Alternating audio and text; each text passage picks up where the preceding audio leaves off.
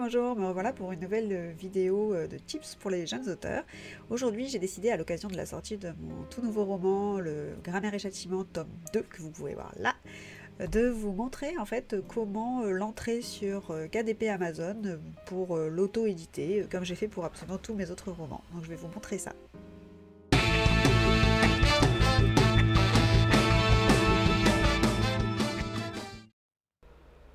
Amazon KDP, qu'est-ce que c'est? Alors c'est ce site internet qui permet, une fois qu'on a créé son compte, qu'on s'est inscrit, de diffuser nos romans de façon tout à fait indépendante par le site.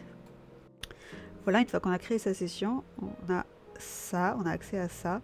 Et donc vous voyez là tous mes livres dans ma bibliothèque. Je vais vous changer pour vous passer ça en français. Donc là, vous voyez dans ma bibliothèque, il y a la liste de mes livres et c'est celui-ci, donc le tome 2 de Grammaire et Châtiment que je veux ajouter. Donc il faut que je crée une nouvelle entrée dans ma bibliothèque. Alors en général, moi je commence toujours par le livre broché avant l'e-book. Logiquement, c'est pas comme ça qu'on vous le propose sur Amazon, mais en fait moi je fais ça et vous allez savoir pourquoi une fois que je serai dedans.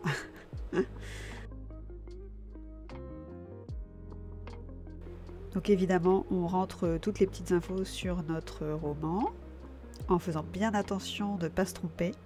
Moi ici, c'est une série, donc il faut que je le précise pour que les gens aient accès, les lecteurs sachent qu'il y a un autre tome qui va avec.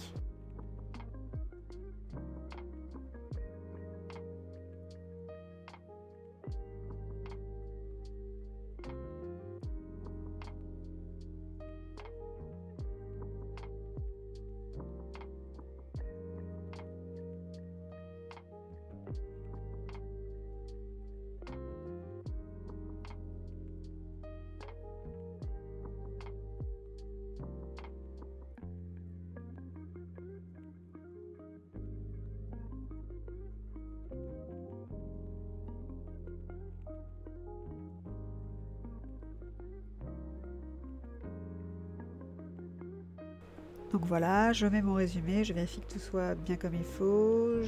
Oui, je détiens les droits d'auteur puisque je suis l'auteur. Les mots-clés, c'est ce qui va permettre aux gens de trouver votre livre pendant leur recherche sur Amazon, donc c'est assez important de bien les cibler.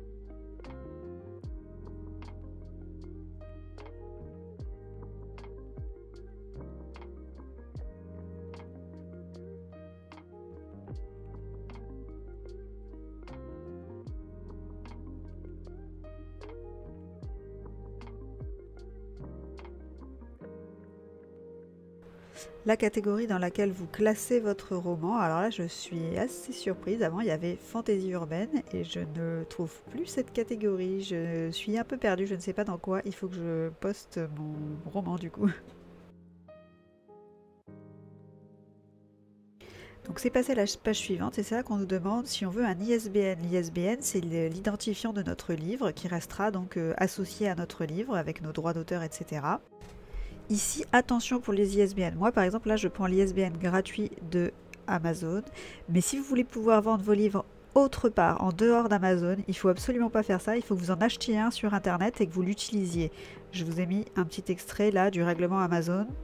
Si vous prenez cet ISBN gratuit, vous vous engagez à ne pas vendre votre livre autre part. Une fois que j'ai mon ISBN, du coup, je le copie, j'ouvre mon fichier pour le coller à l'intérieur pour qu'il soit inscrit à l'intérieur de mon livre. Comme vous voyez, je le mets avec les mentions légales. D'ailleurs, petite précision pour les fichiers des livres, il va falloir deux fichiers différents puisque vous avez deux types de livres différents. Le broché et l'e-book qui n'ont pas du tout les mêmes formats et donc il faut penser à ça avant de les entrer sur Amazon. Maintenant que mon fichier est mis à jour, pour la version brochée, puisque c'est celle par laquelle j'ai commencé, il va falloir que je passe mon fichier en PDF. Donc je l'imprime en PDF afin qu'il ne bouge plus une fois que je l'incrémente en fait dans le fichier Amazon, enfin dans le logiciel Amazon pour que ça puisse faire la mise en page automatiquement. Du coup maintenant vous savez pourquoi je commence par le broché, comme ça j'ai un ISBN pour mettre dans les deux, parce que pour l'e-book on ne nous en donne pas. On sélectionne ensuite nos options pour le papier, le format, etc. Moi je prends toujours le même format. Et pour le finish des couvertures, si on la veut mat ou en brillant. Pour cette saga-là, j'étais partie sur du brillant pour le tome 1, donc évidemment, je garde le même.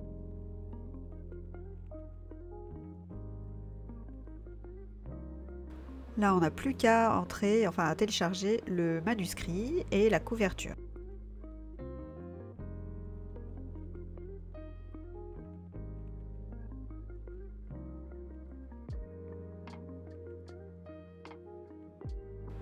Et voilà, un grand classique KDP, une fois sur deux, ça ne marche pas.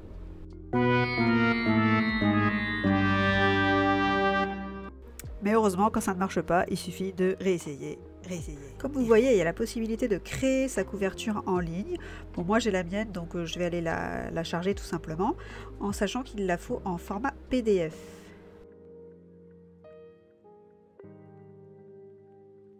De façon générale, il faut s'armer de patience parce que chaque étape prend très longtemps. Voilà, le manuscrit est chargé, la couverture est chargée, on n'a plus qu'à lancer l'outil de prévisualisation qui est obligatoire. C'est un passage obligatoire pour vérification. Et encore une fois, c'est très très long.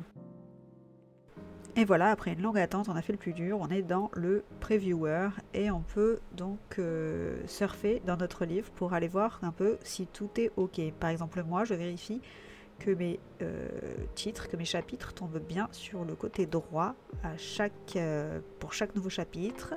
Je vérifie que tous mes dessins, toutes mes petites illustrations soient bien dans les marges. De toute façon, sinon, le logiciel me l'indiquerait, un problème. Mais en fait, il vaut mieux quand même, à partir de là, vérifier les pages. Donc voilà, là, typiquement, il y avait des trucs qui ne me plaisaient pas, donc j'ai dû refaire mon PDF, modifier, refaire le PDF, recharger, etc., jusqu'à arriver à ce qui me plaît. Bon, maintenant qu'on a tout terminé, on voit qu'il n'y a plus de petits messages en attente à côté de la prévisualisation. Donc maintenant, tout est validé, on peut aller plus loin. Et du coup, on voit maintenant le coût de production de un manuscrit, ce qui nous permet de calculer notre marge. Donc on a ça en tête en passant à la page suivante, où là on doit choisir dans quel domaine on va vendre, sur quel territoire on va vendre notre livre. Donc moi je suis principalement sur Amazon.fr. Et maintenant on doit calculer notre prix de vente. Alors pour moi c'est simple, dans ce cas-là, je suis allée voir le prix de mon tome 1 pour mettre le même prix pour le tome 2. Alors là, il y a une petite subtilité, vous voyez que c'est le prix en euros puisque c'est Amazon.fr, mais il faut compter les taxes, c'est-à-dire qu'en fait il faut calculer le prix, le prix de votre livre, ça va être le prix sans les taxes, c'est-à-dire qu'elles vont être ajoutées pour le prix final qui sera sur Amazon. Donc il faut jongler un peu. Voilà, et vous voyez que c'est précis, ça demande de s'amuser un peu avec le truc.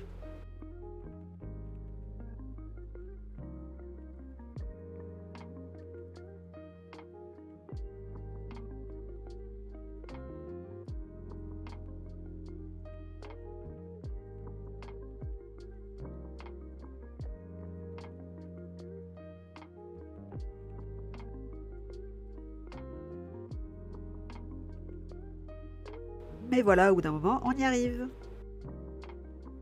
Maintenant qu'on a fait tout ça, quelques petites options en plus. Par exemple, moi je coche la case pour la distribution étendue.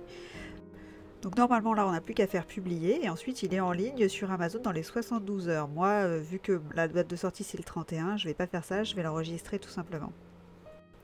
Comme vous le voyez ici, vous pouvez même commander des épreuves papier pour vérifier votre livre. Si on retourne dans la bibliothèque, on voit que le livre a bien été créé, il est bien dans la saga Grammaire et Châtiment, le 1, le 2, tout va bien, et il est à l'état de brouillon pour le moment. On voit qu'on peut aussi faire le brouillon de l'e-book, et donc c'est ce qu'on va faire tout de suite. Vous voyez que toutes les informations sont automatiquement reportées sur l'e-book par rapport à ce qu'on a rentré pour le brochet, donc c'est assez facile. Tout ce qu'on a à faire, comme tout à l'heure, c'est de charger notre manuscrit et de charger notre couverture. Alors, pour l'e-book, je vais vous montrer ce que ça donne si je charge le même fichier. Alors, il n'est pas en PDF, c'est le même fichier, mais que j'ai avant d'être PDifié, on va dire. Mais c'est pour vous montrer en fait pourquoi il faut faire un fichier spécial pour l'e-book.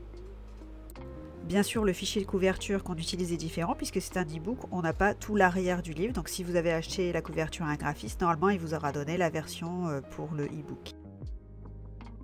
Comme tout à l'heure, on va utiliser l'outil de prévisualisation et comme on voit qu'il y a la petite case pour l'ISBN, je le copie de ma première entrée et je le colle. Voilà donc comment se présente l'outil de prévisualisation pour les e-books et dès qu'on tourne la première page, on voit qu'il y a des problèmes parce qu'en fait ça ne va pas du tout, tous les petits dessins ils sont sur les côtés, il n'y a rien qui s'aligne correctement. Donc en fait c'est pour ça qu'on doit faire un fichier e-book spécifique, adapté.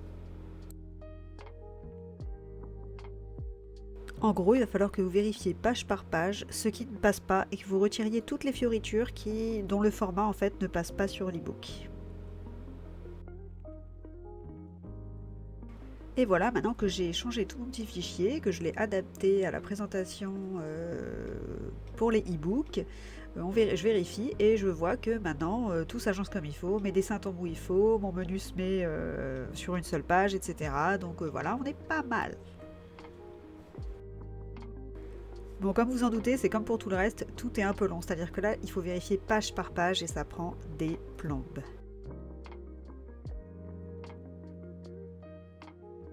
Pour info, les notes de bas de page se reportent automatiquement dans l'e-book. Pour ce qui est des petits dessins, des petites choses que vous voudriez ajouter, il faut qu'elles soient attachées au texte, c'est-à-dire que tous les dessins, toutes les illustrations que vous ajoutez, elles ne peuvent pas être derrière le texte, sinon elles vont partir en vrille dans l'e-book. Pour les chapitres, il suffit de faire un saut de page en fin de chaque chapitre pour que tout soit bien organisé, et voilà, c'est tout.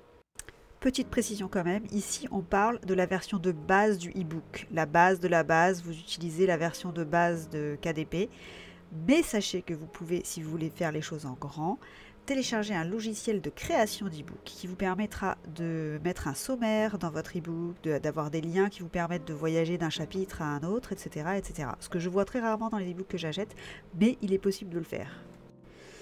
Et voilà, pour celui-ci aussi, on a tout terminé, on est à l'étape finale, donc il nous reste la tarification. Petite particularité e-book, on peut l'inscrire à KDP Select, c'est-à-dire qu'il peut être accessible pour les gens qui sont abonnés chez Amazon. Pour le prix, encore une fois, je suis juste allée vérifier le prix de mon tome 1 et j'ai remis le même. Là, c'est plus facile puisque c'est directement le prix, on ne sait pas à s'occuper des taxes. Et là encore, comme moi, ma date de sortie, c'est pas pour tout de suite, c'est pour la semaine prochaine. Du coup, je vais juste l'enregistrer en tant que brouillon. Et voilà, quand je retourne à ma bibliothèque maintenant, mon tome est créé, il est sur mon étagère, j'ai plus qu'à finaliser toutes ces étapes-là pour qu'il soit en vente sur Amazon.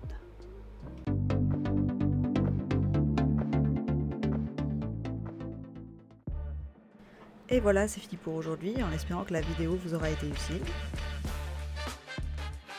Et n'oubliez pas que pour une collaboration en direct, vous pouvez rejoindre ma chaîne Twitch et participer à des sessions de coécriture régulièrement.